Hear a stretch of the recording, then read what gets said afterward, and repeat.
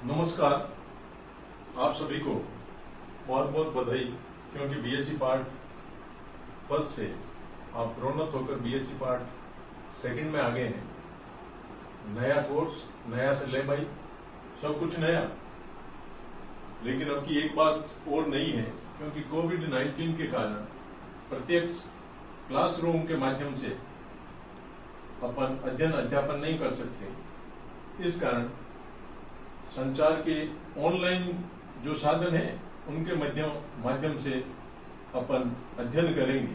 हम आपको पढ़ाएंगे, आप उन्हें पढ़ेंगे तथा जो भी आपके मन में प्रश्न है वो व्हाट्सएप ग्रुप के माध्यम से हमसे पूछ सकेंगे। आज इस प्रथम कक्षा के माध्यम से, व्याख्यान के माध्यम से मैं आमुखीकरण कार्यक्रम के तहत आपको बीएससी द्वितीय वर्ष में पाठ्यक्रम में क्या क्या ऐसे विषय हैं जो हमने कहीं न कहीं पढ़ रखे 9th, 10th, 11th में, लेकिन विस्तार से अपन बीएससी पार्ट 2 में पढ़ेंगे और उनमें कौन कौन से चैप्टर हैं जो प्रमुखता से आपको पढ़ने हैं, तो उनके बारे में मैं आपको बताने का प्रयास करूंगा। तो बीएससी पार्ट सेकंड जो बॉटनी है उसमें 3 पेपर है। पहला पेपर है डाइवर्सिटी ऑफ सीड प्लांट्स, क्योंकि आपने अब तक diversity of microbes, bryophyte, pteridophytes आदि के बारे में जाना है। वो सभी क्रिप्टोगेम्स थे, लेकिन अब ये फेनेरोगेम्स आ गए, यानी इनमें नर तथा मादा युग्मक भी बनते हैं, पुष्प भी होते हैं और उनके भाग भी होते हैं, और इनमें सीड हैबिट पाई जाती है। इस कारण इन पादपों को कहते हैं डाइवर्सिटी ऑफ सीड प्लांट, यानी पुष्पीय पौधों की विविधताएं। इसमें 3 यूनिट है। पहली यूनिट है उसमें characteristics of seed plants, their evolution and seed habit. यानी सीड प्लांट में मुख्य रूप से 2 पादप वर्गों को लिया गया है। एक एंजियोस्पर्म, या जिन्हें हम आवर्तबीजी कहते हैं, एक वह जिनमें अनावर्तबीजी कहते हैं, जिम्नोस्पर्म कहलाते हैं।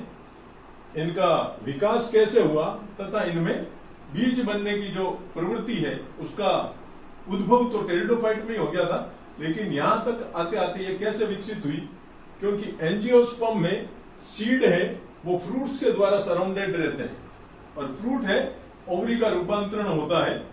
इस कारण इन्हें एंजियोस्पर्म भी कहते हैं। और जिम्नोस्पर्म में सीड नग्न होते हैं, इसे नग्न बीजी पौधे भी ये कहलाते हैं। जो दूसरी इकाई है वो जिम्नोस्पर्म से संबंधित है, यानी अनावर्त बीजी पादपों से संबंधित है। इनके जनरल कैरेक्टरिस्टिक्स, सामान्य लक्षण, इनका वर्गीकरण और इनका विकास। और विकास क्योंकि कहते हैं कि जिम्नोस्पर्म फॉसिल रूप में भी पाए जाते हैं, और साइकस उसका उदाहरण है जिसे लिविंग फॉसिल भी कहते हैं। और इस इकाई 2 में साइकस के जीवन चक्र को और उसकी इकोनॉमिक इंपॉर्टेंस को विस्तार से अपन जानेंगे। तीसरी इकाई है जिसमें morphology, anatomy and reproductive parts जो जिम्नोस्पर्म के, उनके बारे में जानेंगे। एनाटॉमी रूट और स्टेम और लीफ की भी होगी, रेकिस की भी होगी और लीफलेट की भी होगी। इसमें पाइनस और इफिड्रा 2 पादप हैं जिनको प्रमुखता से इनके जीवन चक्र को समझने का प्रयास करेंगे। और इफिड्रा के बारे में कहा जाता है कि only gymnosperm which present in desert conditions. 2 है इसकी प्रजातियां। इफिड्रा फुलिएटा जो हॉट डेजर्ट में पाया जाता है, यानी अपने यहाँ रेगिस्तान में पाया जाता है, राजस्थान में पाया जाता है। और इफिड्रा जिरार्डियाना जो कोल्ड डेजर्ट में पाया जाता है, यानी लेह और लद्दाख का जो क्षेत्र है वहां पे इफिड्रा जिरार्डियाना पाया जाता है। इसमें एक भाग है वेजिटेटिव रिप्रोडक्शन, यानी कायिक जनन के कौन कौन से माध्यम है पादपों में, सीड प्लांट्स में, उनको करेंगे, उनका अध्ययन करेंगे। तो ये डाइवर्सिटी ऑफ सीड प्लांट्स में 3 यूनिट है। तीनों यूनिट में मुख्य रूप से जिम्नोस्पर्म का ही वर्णन किया गया है। तो अपन इस एक पेपर में इन तीनों का विस्तार से अध्ययन करेंगे। जो दूसरा पेपर है इनका सिस्टमेटिक्स ऑफ एंजियोस्पर्म, यानी आवृतबीजी पादपों की वर्गीकी, यानी उन्हें किस तरह से किन किन आधार पे इनका वर्गीकरण किया गया है, विस्तार से यहां जानेंगे। जो पहली यूनिट है उसमें एंजियोस्पर्म की टैक्सोनॉमी, और टैक्सोनॉमी कितने तरह की, अल्फा, ओमेगा एंड होलोटैक्सोनॉमी, इनके बारे में विस्तार से जब क्लासेस होगी आपकी इसके बाद में पाठ्यक्रम के अनुसार, तो उनमें एक एक इन टॉपिक्स को समझाया जाएगा। दूसरा आइडेंटिफिकेशन कीज, जैसे मैंने बताया कि सिस्टमेटिक्स में आइडेंटिफिकेशन के, उनके पहचान के कौन कौन से लक्षणों को आधार बनाया है, उन सभी को आइडेंटिफिकेशन कीज में जानेंगे। टैक्सोनॉमिक लिटरेचर क्या है, यानी कौन सी पठनीय सामग्री है टैक्सोनॉमी के संबंध में, उसका अध्ययन भी इसमें किया जाएगा। एक हर्बेरियम, वह स्थान जहां पे पौधों को रखा जाता है, उनके पौधों को पूर्ण रूप से या उनके किसी पार्ट को प्रिजर्व करके रखा जाता है, संरक्षित करके रखा जाता है, हर्बेरियम कहलाता है। इसकी कौन कौन सी टेक्निक्स हैं और दुनिया में कौन कौन से महत्वपूर्ण हर्बेरियम है, उनके बारे में इस हिस्से में जानेंगे। और तीसरा है बोटनिकल नोमेनक्लेचर, यानी पादपों का नामकरण है वो किस आधार पे किया जाता है। वर्तमान में कैरोलस लिनियस के द्वारा प्रतिपादित द्विनाम पद्धति का उपयोग अपन पादपों के नामकरण के लिए किए करते हैं। उसका विकास कैसे हुआ, उसका उद्भव कैसे हुआ, क्यों द्विनाम पद्धति दी गई, इन सभी के बारे में अपन इस इकाई में जानेंगे। जो दूसरी इकाई है उसमें क्लासिफिकेशन ऑफ एंजियोस्पर्म है।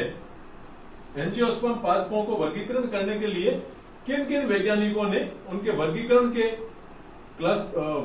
के सिद्धांत प्रतिपादित किए थे, उनमें मुख्य रूप से है अपने यहाँ पे जितने भी हर्बेरिया है वो बेंथम एंड हुकर के द्वारा प्रतिपादित वर्गीकरण को फॉलो करते हैं, उसका अनुसरण करते हैं। और दूसरा एंगलर एंड प्रेंटल।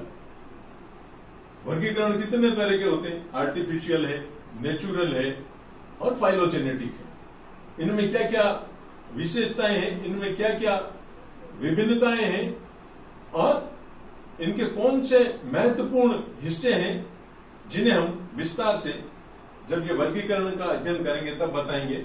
और एक है इंपॉर्टेंट फैमिलीज ऑफ एंजियोस्पर्म, यानी एंजियोस्पर्म पादपों की 15 कुल है, उनका अध्ययन आपको इस कक्षा में करना है, जिनमें से 5 कुलों का अध्ययन अपन इकाई 2 में करेंगे और 10 कुल है उनका अध्ययन अपन इसी पेपर की तीसरी इकाई में करेंगे।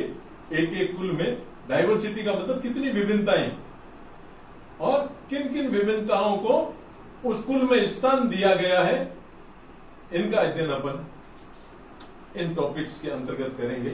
जो तीसरा पेपर है उसमें संरचना, development, reproduction in flowering plant, यानी पुष्पीय पादपों की संरचना कैसी है, उनका विकास किस प्रकार होता है तथा उनमें जनन किन किन विधियों के द्वारा संपन्न होते हैं, इन सभी के बारे में अपन इकाई 3 में जानेंगे, पेपर 3 में जानेंगे। और पेपर 3 की जो पहली इकाई है उसमें basic body of flooring plants. Flooring यानी पुष्पीय पादपों की जो शरीर है, शारीरिकी है, वो आधारभूत शारीरिकी क्या होती है। अपन जानते हैं पादपों में मुख्य रूप से जड़ और तना होता है। जड़ है वो पॉजिटिवली जियोट्रोफिक, नेगेटिवली फोटोट्रोफिक भाग है जो पौधे को स्थायित्व प्रदान करती है, और स्टेम है वो positively phototropic, negatively geotropic plant है जो एरियल पार्ट है पौधे का, और उसपे ही पत्तियां तथा पुष्प पाए जाते हैं। तो मुख्य रूप से अगर अपन पौधे के भागों के बारे में जाने तो एक जड़, तना, पत्ती तथा पुष्प होते हैं, इनके बारे में अपन जानेंगे। और एक मॉड्यूलर टाइप ऑफ ग्रोथ क्या होती है, इन पादपों की ग्रोथ यानी वृद्धि किस प्रकार से होती है, उनके बारे में भी इस इकाई में अध्ययन करेंगे। और जब प्लांट के बेसिक बॉडी प्लान में जानेंगे तो इसके टिश्यूज कौन कौन से होते हैं। टिश्यू क्या होते हैं, समान कार्य करने वाली कोशिकाओं के समूह को उत्तक कहते हैं, और इनमें कौन कौन से उत्तक तंत्र पाए जाते हैं, उत्तक तंत्रों के क्या क्या कार्य होते हैं, इसके बारे में जानेंगे। और एक महत्वपूर्ण जो है, क्योंकि जैसा मैंने बताया कि पुष्पीय पौधों में जड़, तना तथा पत्ती और पुष्प भाग होते हैं, तो यहाँ पे शूट सिस्टम यानी प्रोह तंत्र के बारे में विस्तार से इस इकाई में जानने का प्रयास करेंगे। जो दूसरी इकाई है उसमें कैम्बियम एंड इट्स फंक्शन और रूट सिस्टम। कैम्बियम क्या होती है, जिसे एधा भी कहते हैं। यह विभज्योत के उत्तक का समूह है, विभज्योत की कोशिकाओं का समूह है, जो पौधे की प्राथमिक और द्वितीयक वृद्धि को नियंत्रित करती। प्राथमिक एधा भी होती है और द्वितीयक एधा भी होती है। ये जब एधा के बारे में जानेंगे तो इनसे विस्तार से अपन समझेंगे। और इसी का जो दूसरा भाग है वो रूट सिस्टम है, यानी जैसे पहले प्रोह तंत्र के बारे में जाना, अब यहाँ पे अपन जड़ तंत्र को विस्तार से समझेंगे। कौन कौन से भाग होते हैं, किस भाग का क्या फंक्शन है, आदि आदि। और जो तीसरी यूनिट है उसमें लीफ, जैसा मैंने बताया lateral appendages of stem, stem की पार्श्व अतिवर्तियां पत्तियां कहलाती हैं। इनका उद्भव कहां से हुआ, विकास कैसे होता है और इनका अरेंजमेंट क्या है, क्योंकि प्रत्येक पौधे में पत्तियों का अरेंजमेंट भिन्न भिन्न होता है। सम्मुख हो सकती है, सम्मुख क्रोशित हो सकती है, एकांतर लगी होती है, सर्पिलाकार हो सकती है और वर्ण में लगी रह सकती है, चक्रीय हो सकती है, आदि आदि कई तरह के पर्ण विन्यास पादपों में पाए जाते हैं। अपन इस टॉपिक के अंतर्गत उन सभी का अध्ययन करेंगे। और एक इसकी एनाटॉमी क्या है। सामान्यतः पत्तियां दो तरह की होती है, एक वह जो एक बीजपत्री पादपों में पाई जाती है जिन्हें आइसोबाइलेटरल और समद्विपार्श्वीय पत्तियां कहते हैं, और एक वह जो डाइकोट प्लांट में पाई जाती है जिन्हें डोर्सिवेंट्रल या प्रस्ताधारी पत्तियां कहते हैं। इनमें क्या क्या भिन्नताएं होती है, इनके उत्तकों के विन्यास में क्या क्या विविधताएं पाई जाती है, ये अपन इस टॉपिक में करेंगे। और लास्ट में जो पुष्प यानी पादप का चौथा भाग और जो रिप्रोडक्टिव पार्ट होता है जिसे फ्लावर कहते हैं, और सामान्यतः पादपों में फ्लावर एडवर्स कंडीशन में विकसित होते हैं। इसके पार्ट कौन कौन से हैं, और मुख्य रूप से अपन बात करेंगे तो एक मेल रिप्रोडक्टिव पार्ट और दूसरे फीमेल रिप्रोडक्टिव पार्ट, जिनमें मेल गेमेटोफाइट कैसे बनते हैं, फीमेल गेमेटोफाइट कैसे बनते हैं, निषेचन किस प्रकार से होता है, आदि आदि का विस्तार से अध्ययन अपन इकाई 3 के अंतिम शीर्षक और टॉपिक में करेंगे। इस तरह से मैंने आपको आज द्वितीय वर्ष के पाठ्यक्रम के बारे में संक्षेप में बताया। विस्तार से जब अपन कक्षा के माध्यम से, ऑनलाइन टीचिंग के माध्यम से पढ़ेंगे तो उनमें एक एक टॉपिक को विस्तार से बताने का प्रयास करेंगे। लेकिन आपसे हमारा अनुरोध है कि आप जो हम वीडियो बनाते हैं ये आपको प्रेषित करते हैं व्हाट्सएप ग्रुप के माध्यम से, और कॉलेज का जो यूट्यूब चैनल है GGCL ई कंटेंट के नाम से, तो इस पे आप जाके इन व्याख्यान को देख सकते हैं। इन व्याख्यान के माध्यम से जो आपके मन में प्रश्न आते हैं अध्ययन करने के पश्चात, देखने के पश्चात, उन प्रश्नों को आप व्हाट्सएप समूह में पूछ सकते हैं। हम उनका उत्तर देने का प्रयास करेंगे, क्योंकि कोविड के कारण प्रत्यक्ष कक्षा कक्ष में पढ़ाई नहीं हो सकती, लेकिन अपन इन दूर संचार के माध्यमों के द्वारा प्रत्यक्षता लाने का प्रयास करेंगे, ऐसा हमारा विश्वास है। और आपको भी हमारा सहयोग करना पड़ेगा। यही उम्मीद है कि आप इन व्याख्यानों को, और जो पाठ्यक्रम मैंने बताया, सिलेबस आप जाके MDS यूनिवर्सिटी की साइट से डाउनलोड कर सकते हैं।